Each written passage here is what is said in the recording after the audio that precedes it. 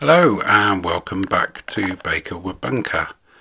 This must be about the fourth or fifth instalment of my layout creation construction videos.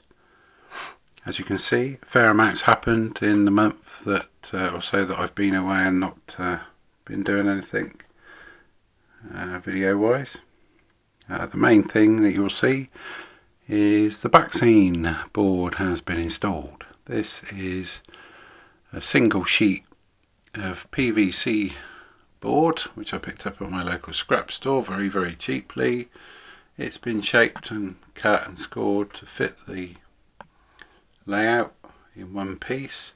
It's fixed, glued and screwed to some formers on the baseboard at the back. Holes been cut in for the trains to disappear out of the scene into the non-scenic section. The board was painted blue. I had some very strong blue paint left over, which I painted the whole of the board with, rolled some of it off, then a thin cream paint, roll it over the top again, roll it off as well, giving us the effect that we have here, which I think is I'm quite happy with. It's fairly effective. Very speckly cloud in the sky. I'm no artist, so I think that's a win for me, really. Then I airbrushed on the green some lighter stuff towards the heights. Some darker bits in there as well, very subtly done.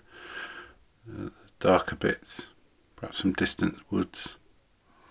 Yeah, a lot of that will be covered up with foliage, trees and things once the layout's complete, so I wasn't too fussy about how it went on, but I'm quite pleased with how it has ended up.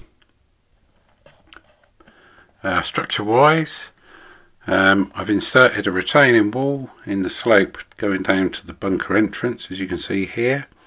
That's been covered with true texture cast concrete sheet. These are self-adhesive sheets that you can get in A4 size. I've used them quite extensively on some of the other buildings that I'll come to in a minute.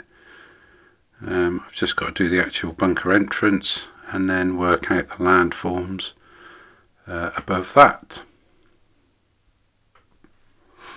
This near building here, this is a Bachmann Scenecraft boiler room that I picked up from my local model shop, the Gas Cupboard in Trowbridge. I was quite surprised when I got it out of the box how big exactly it was. My previous experience with Scenecraft buildings, I always think they're a little bit small scale wise and don't look too representative of what they are supposed to be size wise. So as I say, I was quite surprised how big this was when I took it out of the box, and realising it really didn't have a place to go on the layout and I had no other use for it, I decided that I was going to try and convert it into an engine shed for the narrow gauge trains, which is what I'm in the process of doing. Currently removed the windows while I've been working on the inside. Again, true texture brick sheets applied to the inside to cover just the white resin. An aperture's been cut for the doors for the engines to go in and out. I think it works quite well as a little engine shed. We'll have a light in there when it's finished and a light on the back. Another building, or shall I say buildings, we got two for the price of one here. The scale water tower. It was just a little bit too deep to fit in that position there where I wanted it, and so I very carefully sawn off a part of the back, or well, a load of the back, and so now we have another low relief water tower at the other end of where the platform's going to be. The fact that it is very low relief will be covered up with foliage and trees and bushes and things. So two for the price of one there.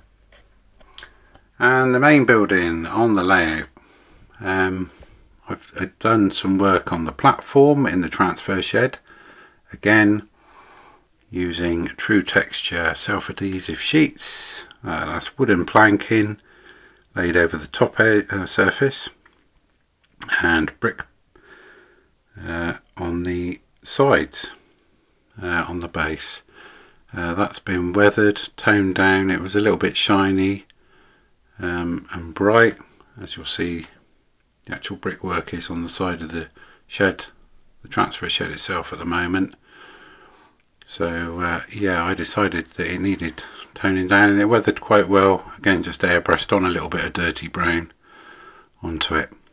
Now the Hornby diesel shed itself, this is sort of 3/4 of the way through its transformation into the transfer shed now. On the sides, at the tops, we have wheels, corrugated asbestos sheet, and underneath that and below is true texture brickwork again. All the inside has been brickworked as well, with the sheets, and on the roof corrugated iron textured sheet over the roof lights, which I didn't really want windows in. I've still got to do some corrugated asbestos across the front. It'll be very slightly lower than the level of the girder you can see, but not much lower, otherwise the steam locos won't fit underneath. There's a couple of stacks of crates and things on the platform in there before the building's put in place. I have got some people as well, workers, who will be loading wagons or unloading wagons. Will go on that platform as well. Inside the building there are 6 small LEDs which will light the interior gently. That's all yet to be wired up. I've got to finish the transformation of the shed first, and again weathering of the brickwork and the corrugated sheets and the roof will need to take place, and I've also got guttering, drain pipes and things to fit to the outside of the shed. Moving on to stock, there's just updates on the narrow gauge stock really at the moment. The Pico narrow gauge wagons that I got, I finished tinkering with them.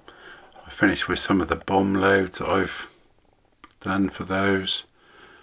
I know, I understand that they wouldn't have just been slung in like that, but that's where we're at the moment.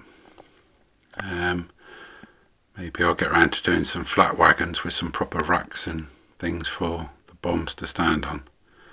The shunter itself, that's pretty much finished. The nameplates, the builder's plaques come from Narrow Planet. Check out their website if you're into OO9. They've got a lot of interesting stuff on there. Not only do they do nameplates and plaques and numbers for narrow gauge subjects, they also do lots of kits. Very good source of material and rolling stock for narrow gauge. The glazing has now been finished in the shunter. It's got glue and glazed windows, and I finished doing a little bit of detail in the exhaust pipe and the handrails for the crew, the door handle and the steps. The loco behind it is a Roco ready to run offering. I bought this at a local train show recently. Unfortunately it ran for a little bit quite poorly and has now given up the ghost, so we probably won't see that operating on this railway. And there's a few more sort of scratch built trucks on Pico chassis there that I also picked up at the same show.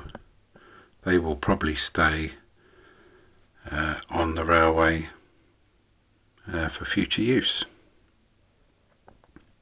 Well, that's pretty much it.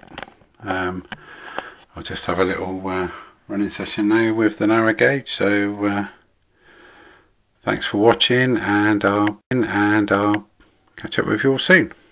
Bye for now.